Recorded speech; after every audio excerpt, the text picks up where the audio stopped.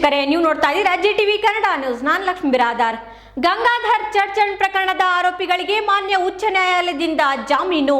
Dharmaraj encounter ಪ್ರಕರಣದ ಆರೋಪಿ PSI Gopal Hallur ಜಾಮೀನು ಇನ್ನು ಕುತೂಹಲ.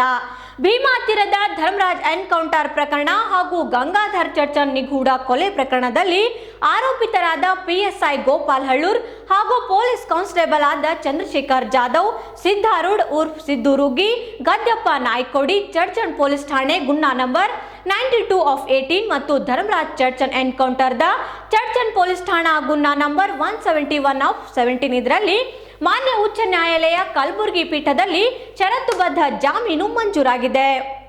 ಇನ್ನು ಧರ್ಮರಾಜ್ ಎನ್ಕೌಂಟರ್ ಆರೋಪಿತನಾದ ಗೋಪಾಲ್ ಹಳ್ಳೂರ್ ಅವರ ಜಾಮೀನು ಅರ್ಜಿಯ ವಿಚಾರ ಇಂದೇ ಮಾನ್ಯ ಉಚ್ಚ ನ್ಯಾಯಾಲಯ ಕಲಬುರಗಿ ಪೀಠದಲ್ಲಿ ಕೈಗೆತ್ತಿಕೊಳ್ಳಲಾಗಿದ್ದು, ತೀರ್ಮಾನ ಇನ್ನೂ ಕುತೂಹಲ ಮೂಡಿಸಿದೆ.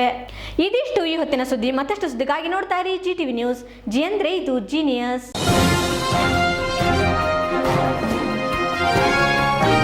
ಇದು ಜಿಟಿವಿ ಕನ್ನಡದ ಕೊಡುಗೆ.